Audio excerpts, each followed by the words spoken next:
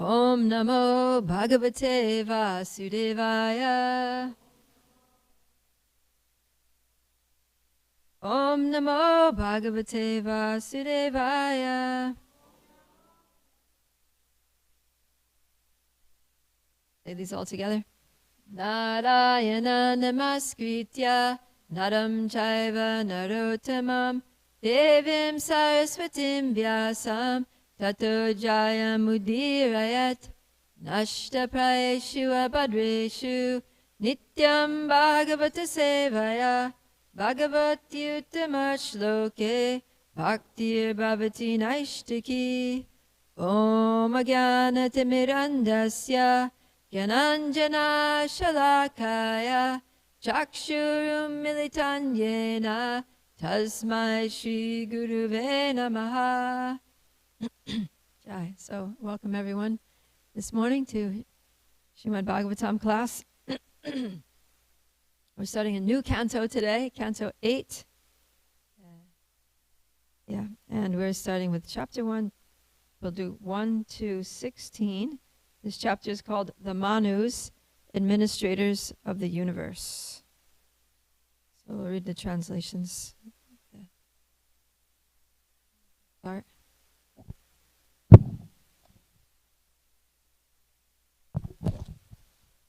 King Parikshit said, "O my Lord, my spiritual master, now I have fully heard from your grace about the dynasty of Swayambhuva Manu, and there are also other Manus, and I want to hear about the dynasties. Please kindly describe them to me." Text 2. O learned Brahmana, Shukadev Goswami, the great learned persons who are completely intelligent describe the activities and appearance of the Supreme Personality of Godhead during the various Manvantaras. We are very eager to hear about these narrations. Kindly describe them. O learned Brahmana, kindly describe to us whatever activities the Supreme Personality of Godhead, who created this cosmic manifestation, has performed in the past Manvantaras, is performing at present, and will perform in the future Manvantaras. Shukadev Goswami said, "In the present Kalpa there have already been 6 Manus. I have described to you Swayambhuva Manu and the appearance of many demigods in this Kalpa of Brahma. Swayambhuva is the first Manu." Swayambhuva Manu had 2 daughters named Akuti and Devahuti. From their wombs, the Supreme Personality of Godhead appeared as 2 sons named Yagyamurti and Kapila, respectively. These sons were entrusted with preaching about religion and knowledge.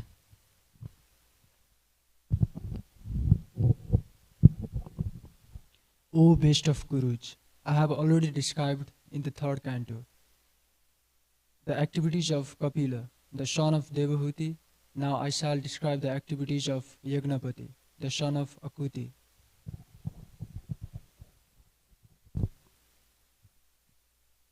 Swayambhuva Manu, the husband of Satarupa, was by nature not at all attached to enjoyment of the senses. Thus, he gave up his kingdom of sense enjoyment and entered the forest with his wife to practice austerities. O sign of Bharata, after Swayambhuva Manu had thus entered the forest with his wife, he stood on one leg on the banks of the river Sunanda, and in this way, with only one leg touching the earth, he performed great austerities for 100 years. While performing these austerities, he spoke as follows. Lord Manu said, "The Supreme Living Being has created this material world of animation. It is not that he was created by this material world. When everything is silent, the Supreme Being stays awake as a witness, The living entity does not know him, but he knows everything.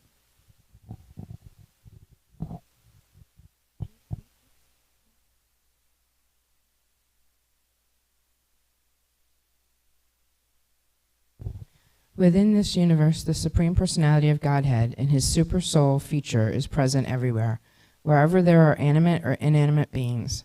Therefore, one should accept only that which is allotted to him. One should not desire to infringe upon the property of others.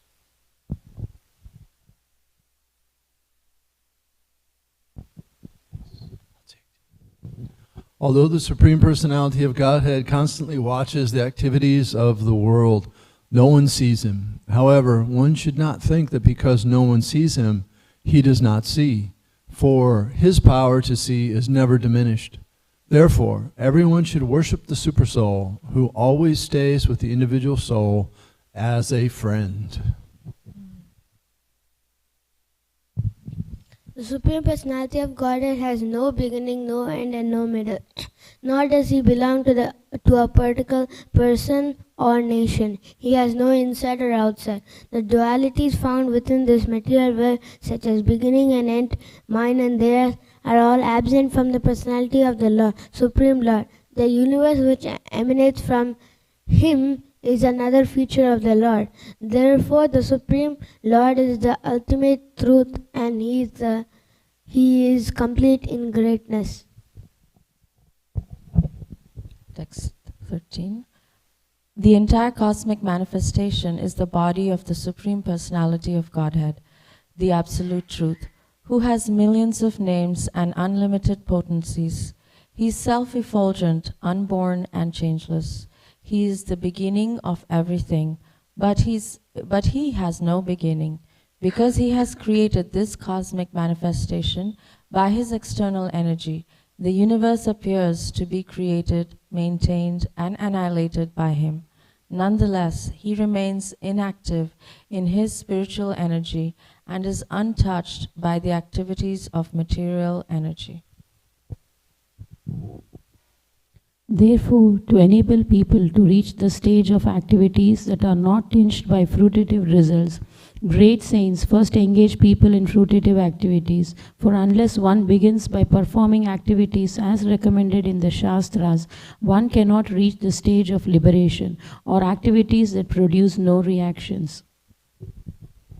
The Supreme Personality of Godhead is full in opulence by his own gain, yet he acts as the creator, maintainer, and annihilator of this material world. In spite of acting in that way, he is never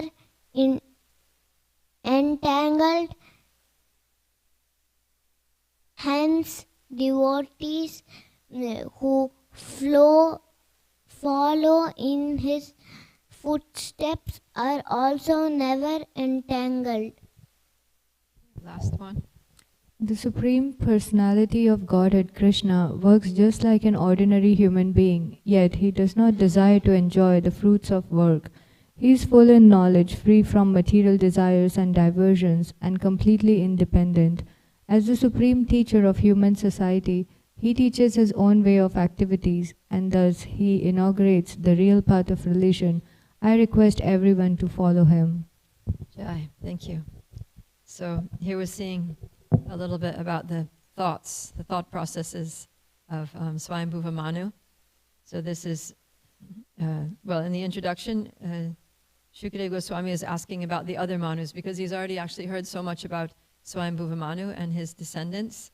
And now Shukadeva wants to hear about the other Manus, because in narrating all the descendants and activities of Swayambhuva Manu and his descendants' activities, there have been so many great personalities, right? Like Dhruva Maharaj and Prahlad Maharaj. There have been incarnations of the Lord like Kapila Dev and Yagyamurti. And so he's heard about all of these wonderful activities, and he's thinking, he's relishing this all this Krishna Katha, and topics about Krishna and the devotees of Krishna, and he's learning so much too, and he's getting inspired. So he's like, oh, tell me about the other Manus and their descendants, because he's thinking, oh, there's going to be a lot more personalities, more incarnations, more wonderful pastimes of the Lord and his devotees. So he's wanting to hear more and more. And Shukadeva Goswami assures him that, yes, I'm going to tell you about the other Manus, and he will. But before he gets to that, he wants to talk about how Swayambhuva Manu wrapped up his life, basically. And so Manu was the king of the world, and he gave it all up, and he went to the forest. It says that in text 7. Vishrija Rajyam Tapase. So he gave up his Rajyam, he gave up his kingdom, his position as king, and he went to the forest for Tapase, means for tapa, for tapasya, for austerities. So what austerity was he doing? He was standing on one leg on the bank of the river Sunanda, and for 100 years. And he went there together with his wife. So this is the Vanaprastha. He took Vanaprastha. He gave up his family, his occupation, all his opulences, his home. He gave up his Grihastha ashram, and he went to the forest along with his wife, and his wife went to support him. So while he's standing on one leg, his wife is bringing him water, bringing him something to eat so he can stay alive like that. She's still taking care of him, but he's totally detached. He's just in another frame of mind here.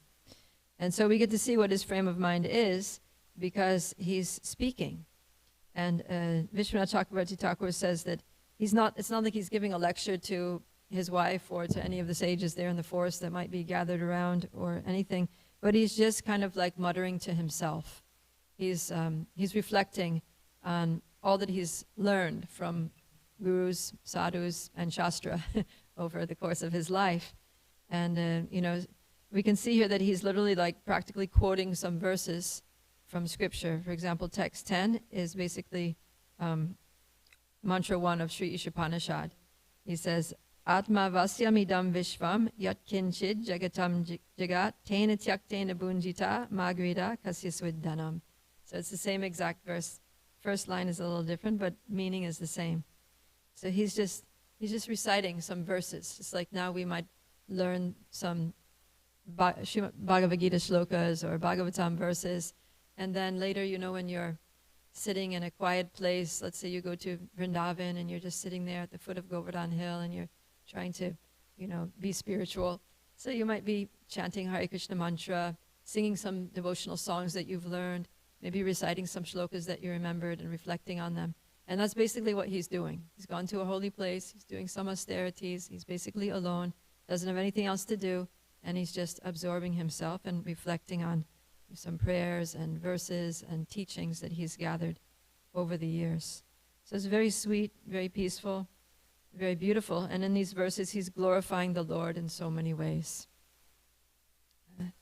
And so we're going to focus on text 16.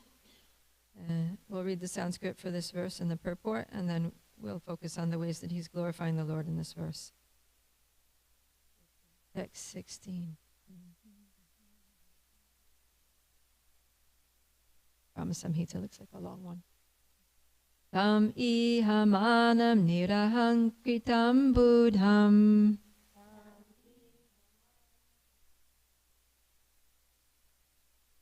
nirashi sampurnam doesn't work. Okay. Tam ihamanam nirahankritam buddham. Better. Nirashi sampurnamananya choditam Ninshikshayantam nijavartma samstitam Prabhum prapadye kila dharma bhavanam Tam ihamanam nirahankritam buddham Nirashi sampurnamananya choditam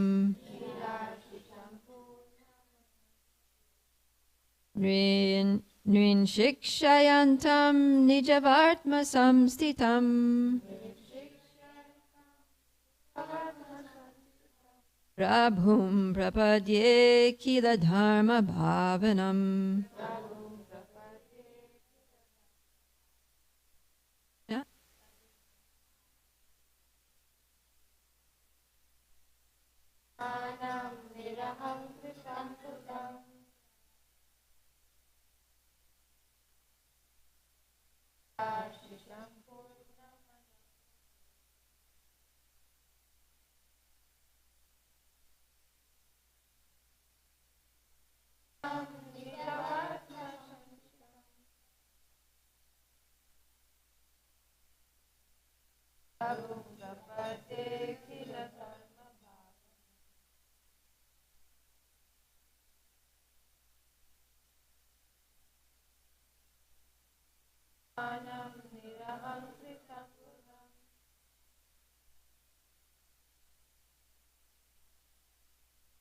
Virashi sampurnamananya choditam.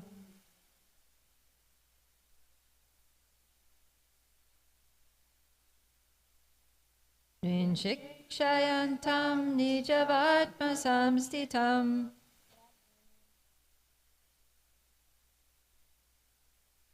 Prabhum prabhadye kila dharma bhavanam.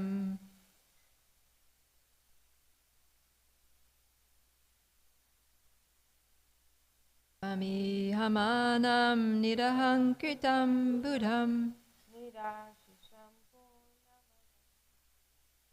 Nirashi sampurnamananya choditam. Nrin shikshayantam nijavatma samstitam. Prabhum prabhadye nila bhavanam. Okay, thank you. Let's do the word for word. We'll do this all together. Tam, unto the same Supreme Personality of Godhead, Hamanam, who is acting for our benefit, Nirahankritam, who is without entanglement or desire for gain, Buddham, who is completely in knowledge, Nirashisham, without desires to enjoy the fruits of his activities, Purnam, who is full and therefore has no need to fulfill desires, Ananya, by others, Choditam, induced or inspired, Nrin, all of human society, Shikshayantam, to teach the real path of life, Nijavartma, his own personal way of life, Samstitam, to establish without deviation, Prabhum, unto the Supreme Lord, Prapadye, I request everyone to surrender, Akila Dharma Bhavanam, who is the master of all religious principles or the occupational duties for a human being. Translation and purport by His Divine Grace A.C. Bhaktivedanta Swami Srila Prabhupada Ki Jai. The Supreme Personality of Godhead, Krishna, works just like an ordinary human being, yet he does not desire to enjoy the fruits of work. He is full in knowledge, free from material desires and diversions, and completely independent. As the supreme teacher of human society, he teaches his own way of activities, and thus he inaugurates the real path of religion. I request everyone to follow him. So, it's interesting because he's not really talking to anybody, but he is in his mind, he's kind of like muttering these thoughts, but in his mind he's thinking, yeah, everyone has to follow the example set by the Supreme Lord who has all these qualities and things. Purport. This is the sum and substance of our Krishna consciousness movement. There we go. Very solid statement by Srila Prabhupada. So what we see here in this verse, this is the sum and substance. In other words, the totality of our Krishna consciousness movement. We are simply requesting human society to follow in the footsteps of the teacher of Bhagavad Gita. Who's the teacher of Bhagavad Gita? Krishna. Yeah. Follow the instructions of Bhagavad Gita as it is, and your life will be successful. That is the summary of the Krishna consciousness movement. The organizer of this Krishna consciousness movement is teaching everyone how to follow Lord Ramachandra, how to follow Lord Krishna, and how to follow Sri Chaitanya Mahaprabhu. In this material world, we need a leader for a monarchy or good government. Lord Sri Ramachandra, by his practical example, showed how to live for the benefit of all human society. He fought with demons like Ravana. He carried out the order of his father, and he remained the faithful husband of Mother Sita. Thus, there is no comparison to Lord Ramachandra's acting as an ideal king. Indeed, people still hanker for Rama Rajya, a government conducted like that of Lord Ramachandra. Similarly, although Lord Krishna is the Supreme Personality of Godhead, he taught his disciple and devotee Arjuna how to lead a life ending in going back home, back to Godhead. Tyaktva deham punar janma naiti mam eti so Arjuna. All teachings, political, economic, social, religious, cultural, and philosophical, are to be found in the Bhagavad Gita. One has to follow them strictly. The Supreme Personality of Godhead also comes as Lord Chaitanya, just to play the part of a pure devotee. Thus the Lord teaches us in different ways just to make our lives successful, and Swayambhuva Manu requests us to follow him. Swayambhuva Manu is the leader of mankind, and he has given us a book called Manu Samhita to guide human society. Herein he directs us to follow the Supreme Personality of Godhead in his different incarnations. These incarnations are described in Vedic literature, and Jayadev Goswami has described 10 important incarnations in summary. Keshavadrita Mina Sharira Jai Jagadisha Hare.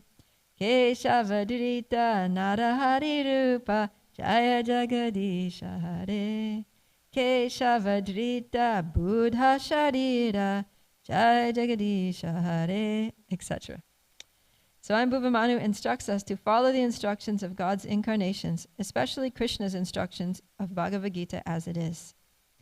Appreciating Bhakti Marg as instructed by Chaitanya Mahaprabhu, Sarvabhauma Bhattacharya thus depicted the activities of Sri Chaitanya Mahaprabhu.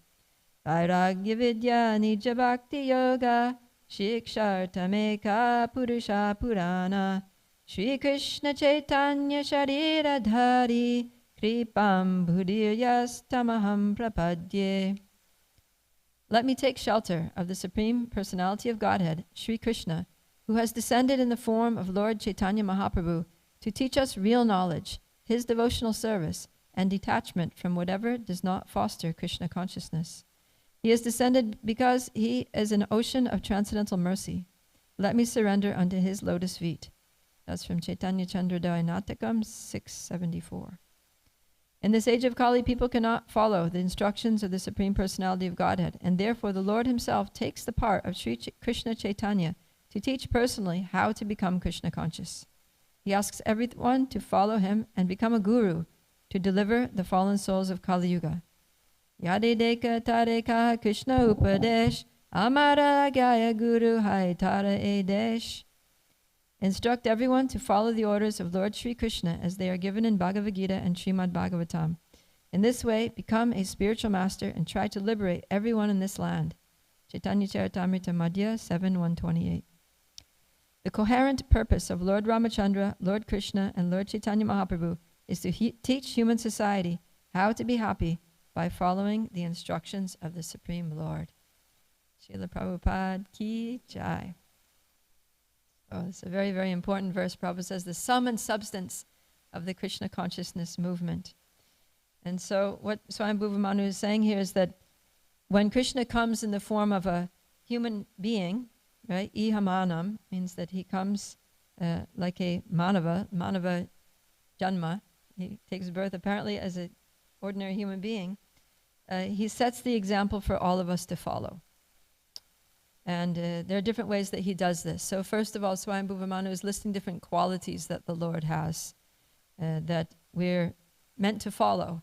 And it's clear that we're meant to follow them because a lot of these qualities that Swayambhuva Manu is using to glorify the Lord, Krishna uses those same words or he instructs us that we should have those same qualities. He says things like, a learned person has these qualities. A person who's dear to me has these qualities. A self-realized soul has these qualities. Or a person who, his consciousness is the stita dhimuni, who is a thoughtful person, who is situated in transcendental consciousness, has these qualities. So Swayambhuva Manu is saying that we need to follow the path of the Lord, and we also need to follow him in exemplifying these wonderful transcendental qualities. So the first one here, maybe we can just scroll up to the Sanskrit again so we can just look at these. The first one is Nir Ahankritam. So Nir Ahankritam is, aham means I, and kritam means to do or done. In this sense, it means done. So it means, so Nir Ahankritam means that nothing is done for oneself. In other words, that the Lord never acts selfishly. And Prabhupada says that that he translates it that who is without entanglement or desire for gain. And yeah, so the idea is that here that we act not selfishly for trying to fulfill our own desires for material gain, but we act for the benefit of others. And Krishna also wants us to act without ahankara, right? He says that the person who acts out of false ego, thinking I'm this body, thinking that I'm the enjoyer and that everything that I do should be for my own benefit, my own material gain, such a person is a what? Ahankara vimudhatma. He's a big mudha. He's a person who's basically like a fool or an ass. That is the literal translation of that word. So we shouldn't be foolish. Selfishness means foolishness, but we should act for the benefit of others. And Krishna sets that example that everything that Krishna does when he comes is for the benefit of others. And then another word that he uses here is buddham. So buddham means completely in knowledge. And of course, Krishna also, he directs us to acquire knowledge. We should be learned. We should have knowledge. He says, Tadvidi pranipatena pariprashnina sevaya upadekshanti te jnanam jnaninas tatvadarshana. He's instructing, just try to learn the truth. Just try to be a learned person. Approach someone who has learning, who has jnana, who is tattvadarshina, and become, learn from that person, inquire from them, render service, receive knowledge from self-realized souls, so that we can also become buddham, or completely in knowledge. That's very important. And then he says, nirashisam. So this word is also, it's used in the Bhagavad Gita 3:30. Yeah, Bhagavad Gita 3:30, he says, nirashir nirmamo bhutva. So the same exact word is here. In Gita, Prabhupada translates it as without desire for profit. And here, nirashisim, without desire to enjoy the fruits of his activities. So the same thing. So we shouldn't have, so the Lord doesn't desire to attain any profit from his activities. He doesn't try to enjoy the fruits of his activities. And he instructs us in Bhagavad Gita that we should not either, right? He says in this verse, O Arjuna, surrendering all your works unto me with full knowledge of me, without desires for profit, with no claims to proprietorship, and free from lethargy, fight.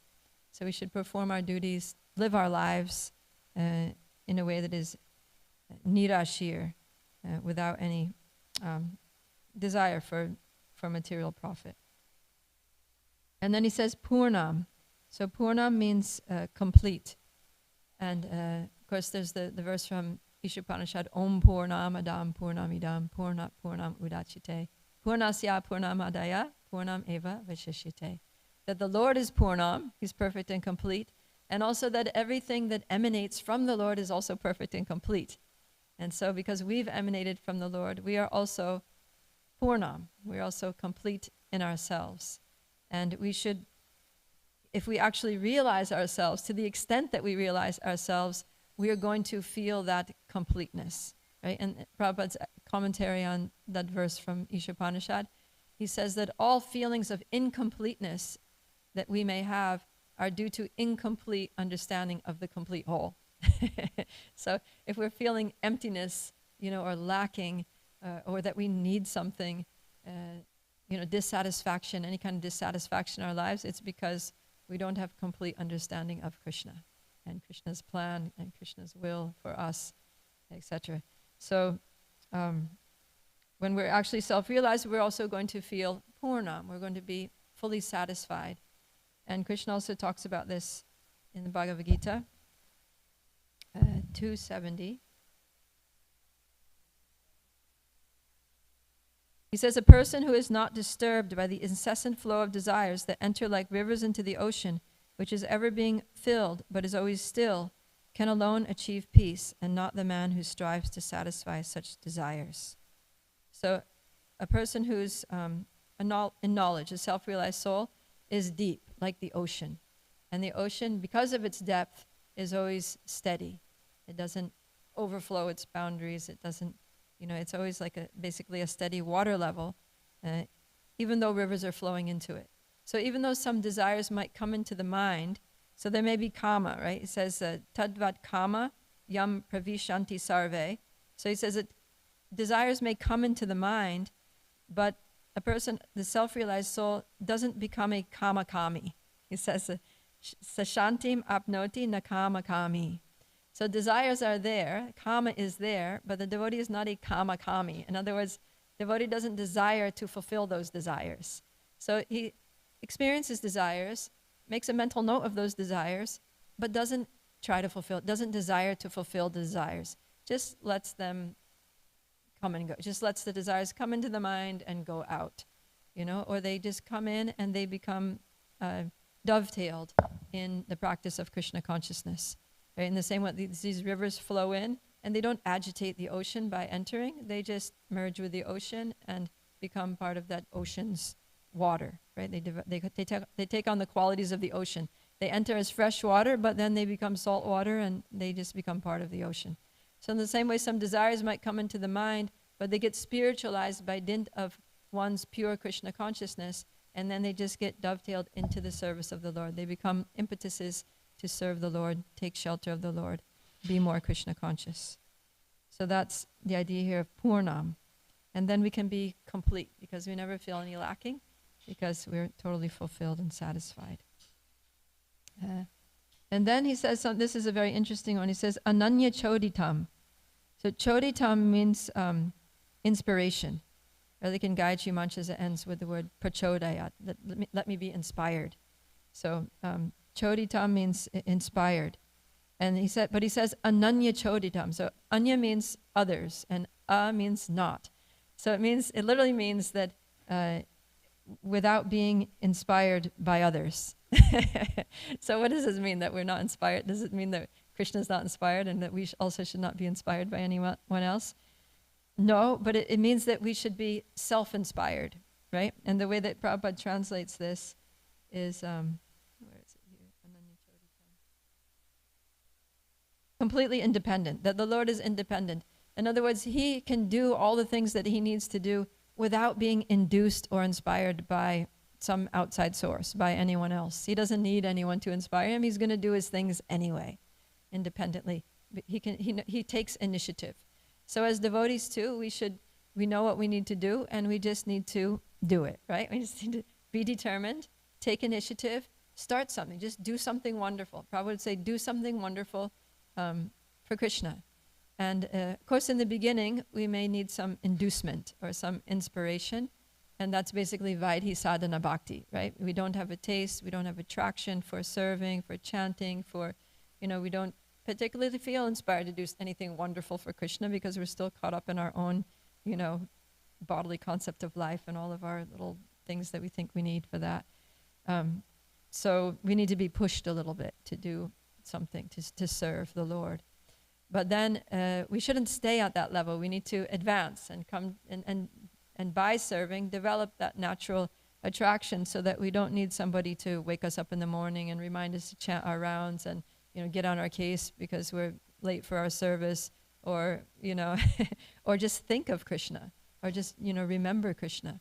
But it should be spontaneous, should be self-inspired, that we wake up in the morning and we're just, even if we're totally alone without anyone, without any accountability, we're just going to chant our rounds, we're going to do our service, we're going to read Prabhupada's books, we're going to think about Krishna, meditate on the Lord, and aspire to serve him in different ways. So that's the meaning here of Ananya Choditam. Self-inspired, independent in our inspiration. And then, so these are some of the qualities, that we that Krishna has, and that we are meant to develop.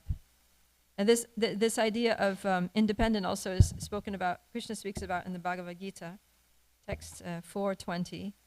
where he says it in a slightly different way. Yeah, he uses the word, he also says about satisfaction, nitya tripto, always satisfied. And then he says, nir ashraya. So Prabhupada translates nir ashraya as independent in the same way as he translates ananya choditam as independent. Nir ashraya means something very similar to ananya choditam, that ashraya means shelter, and nir means without shelter. In other words, that and he's talking about one who has understood to be in full knowledge is nir ashraya. He doesn't take shelter. He doesn't have to take shelter of any outside source for inspiration or, for whatever. He just can do it himself. He's independent. This also generally, the way that Prabhupada translates things like nirguna or nirakara, that could be translated that the Lord has no form, the Lord has no qualities. Prabhupada translates him that he has no material qualities. He has spiritual qualities. So this nirashraya can mean that a devotee doesn't take shelter of any material thing, like the durashayas. He talks about this idea of durashaya, or false shelter. Like materialistic people take shelter of their money, right? They take shelter of their, material intelligence, their education, or, worse, they'll take shelter of drugs or alcohol when they're suffering or something. So take shelter of sense gratification. So a devotee doesn't have any material shelters, but the devotee's only shelter is Guru and Krishna, Guru, Sadhu, Shastra, and the Lord himself. So that's another meaning of this. And another meaning of Ananya Choditam is a devotee is not inspired by anything material. He has no material motivation or impetus to act, but he's inspired by Guru, Sadhu, and Shastra. And then he goes on to say, Nrin shikshayantam nijavartma samstitam, that the Lord teaches, right? Shiksha, he gives shiksha or instruction to Nrin. Nrin means mankind, or all of human society. Nijavartma, and that way he teaches people to follow his own path. And then Prabhupada he emphasizes the instructions of Bhagavad Gita. So the Lord literally gives shiksha to the world through his instructions in Bhagavad Gita, and teaches us how to follow his own path. So this nijavartma literally means his own path, and this can be understood to be in a couple of ways. One, the path of bhakti. Right? He gives so many different paths. He gives the path of karma yoga and dhyana yoga and jnana yoga, buddhi yoga, but finally he concludes that bhakti yoga is the best path, right? It says, yoginam api sarvesham madgatenantar atmanam shraddhavan bhajate yomam same yukta tamo mataha. That there are different yogas and there are different yogis that practice these yogas, but of all the yogis, the one with great faith who always abides in me, thinks of me within himself, and renders transcendental loving service to me. In other words, the bhakti yogi, he is the most intimately united with me and is the highest of all. So this is the path that Krishna wants to take. Nijavartma, his own path, the path of bhakti. And it's his own path because Krishna becomes the bhakta of his bhaktas. Krishna actually has devotion for his devotees. He's also, in that sense, he's also a bhakti yogi, that he connects with his devotees by devotion. He serves his devotees like he serves Arjuna, driving his chariot, and he serves the Pandavas in so many ways as their messenger. He serves Mother Yashoda and Nanda Maharaj, carrying Nanda Maharaj's shoes on his head. And he serves Maharaj Yudhisthira, bathing the feet of all the guests at the Rajasuya Yagya. So in so many ways, he serves his devotees. And so this path of bhakti is the Lord's own path. And he gives so many instructions for it. And another way that Krishna teaches us his own, the way Prabhupada translates this Nijavartma, is that he teaches his own way of activities or his own way of life. And so this can also indicate how Krishna demonstrates his own way of life by coming to this world and manifesting his eternal pastimes.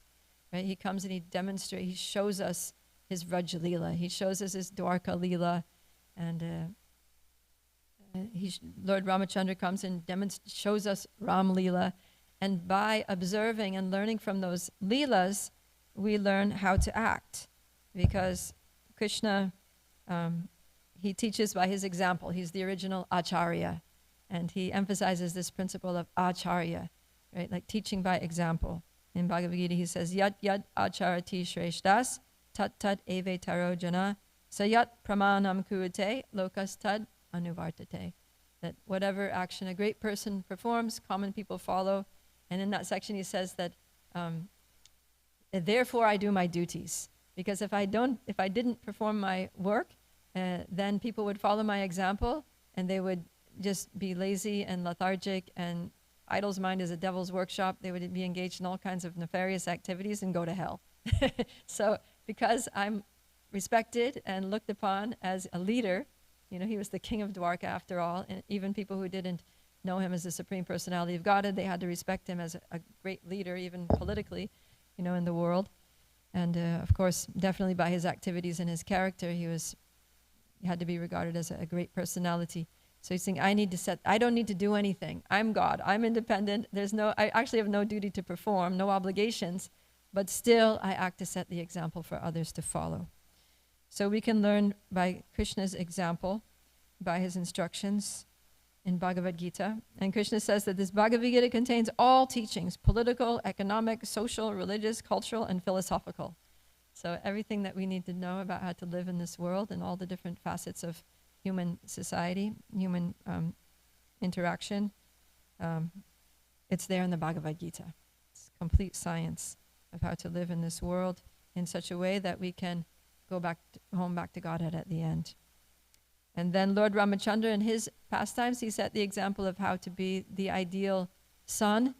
Prabhupada mentions how he followed the instructions of his father very perfectly. The ideal husband, how he took such good care of Mother Sita, and he basically risked his life in order to save her from, the clutches of Ravana.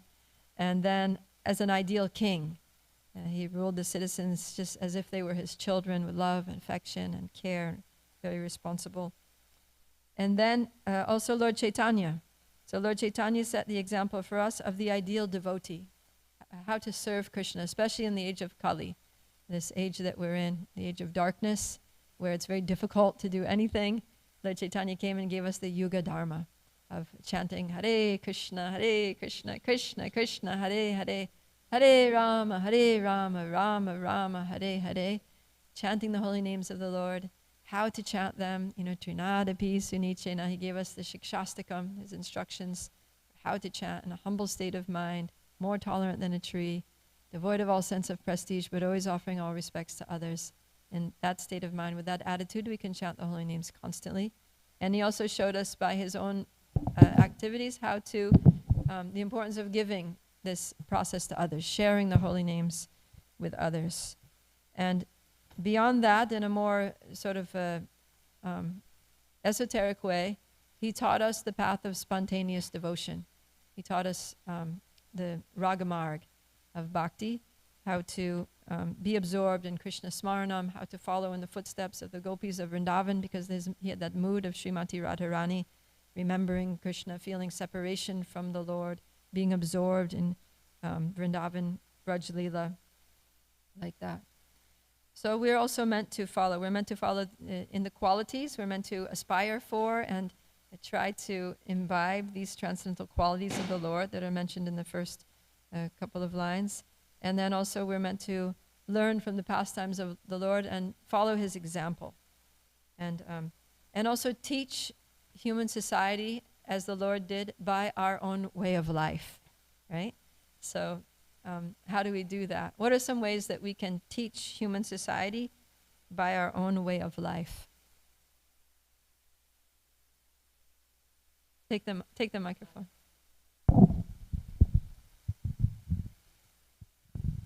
You can teach human society by being a good example yourself. Setting a good example, like in what way, particularly?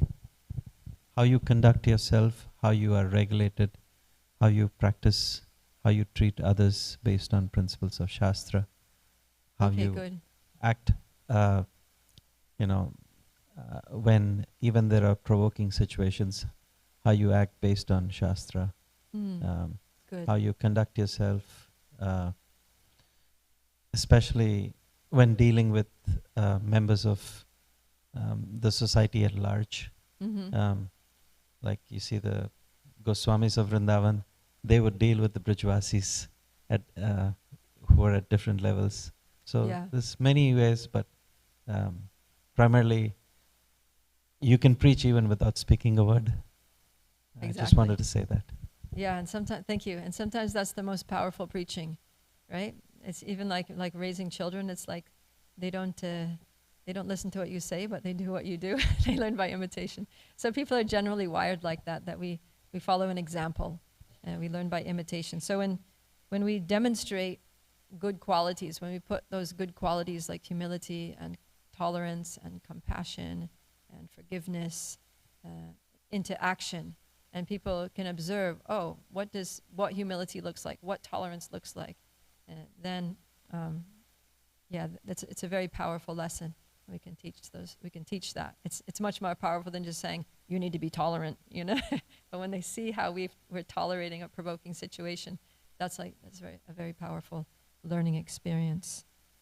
So yeah, that's one way that we can teach human society, by our own way of life. And then you also mentioned by being regulated, right? By just living a sattvic lifestyle, waking up early in the morning, having a nice spiritual program, hearing Srimad Bhagavatam, chanting japa. When people see you have this nice, very sweet, routine, it's like, wow, what a way to live. This is great, It's really like a feel-good lifestyle, You wake up in the morning, you take a bath, everything's clean, peaceful, it's just so nice. Chanting japa in the Brahma Muhurta, it's like, what better time of day to meditate? It's just a great way of life. And by that example, people can hopefully be inspired to do the same. What are some other ways we can teach people? Yes, Tammy? Just pass the mic, please. Vegetarianism and cow protection. Okay, good. Yeah, so vegetarianism, we can show people that actually you can live a very good, healthy life. You can be strong. Like whenever I see this, sometimes there's young, strong men that are like, I don't know, I guess they work out, but they're like, big, muscular, and they've been vegetarian. Some of our Gurukul, kids that are born in devotee families, and they're just like really strong. I'm like, this person is a good example of a vegetarian, because in countries like, especially in the Western world, people think that if you're a vegetarian, you're not going to get enough protein, and then you're going to be skinny, you're going to be weak, you're not going to be able to develop muscles, and you're going to be sickly and all that. So by having a vegetarian diet and also being healthy and that, then we can show people by our example that, yeah, you can be a vegetarian, you can live, you can be strong, you can be healthy, and a lot healthier than most people out there in the world, in fact. Yeah. I saw a thing once on a whole group of firemen from one firehouse who were all vegetarian. And firemen are always very big and strong. And great, yeah. And then cow protection goes with that, right? Because if you're going to be a vegetarian, then obviously you're not going to eat meat. So then, you can show people that what cows are for is not for, slaughterhouses and eating their flesh, but cows are meant to be protected and cared for. And, you milk the cow and treat the cow like mother, because mother gives you milk in your, infancy. But then mother cow provides milk throughout our whole lives. And Prabhupada said it's the miracle food. So we should protect cows in the same way that you would protect your mother, and with respect and gratitude for everything that she's given us, for the life-sustaining food that she's providing. Yeah. So when we can demonstrate a model of cow protection that works, that's economically viable and sustainable, then people can follow that example. Very good. Something else? Yes, Lalita Sundari. Thank you for nice class, Mataji. You connected every word in the shloka, made it very relevant. I have a question. You mentioned that we might feel incomplete or dissatisfied because we haven't understood Krishna completely. But scripture says even Brahma cannot understand Krishna completely. So as mortal beings, So we will never reach the state of full satisfaction because we can never understand Krishna.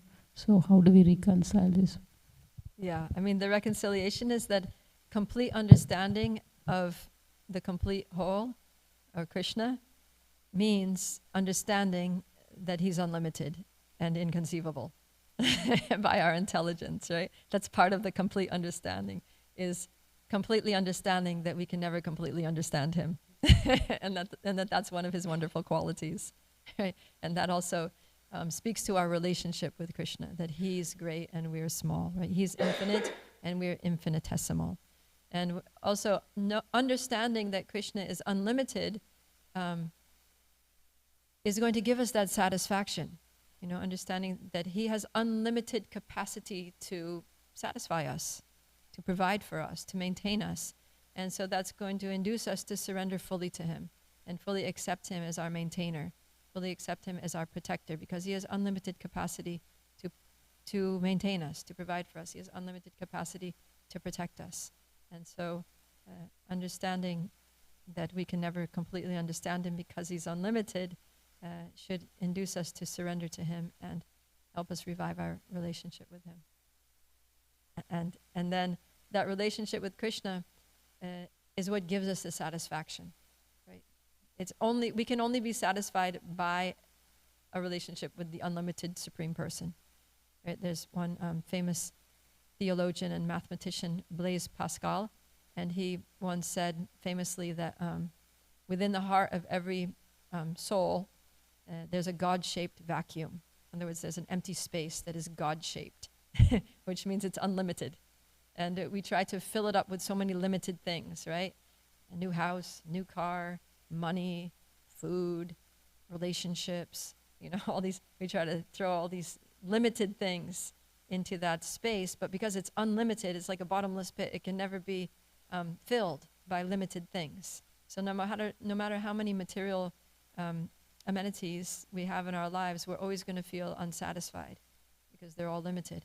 But as soon as we put God in there, as soon as we put Krishna in our hearts, then that unlimited vacuum that becomes filled, because we put an unlimited thing into an unlimited space and it's complete. Then it's like, then we get that feeling of fulfillment. So Krishna's the only way to, you were saying that question was how can we completely understand somebody that's unlimited? But accepting and understanding that he's unlimited is the key to completeness. That reconcile it? Okay, thank you. Feeling complete now.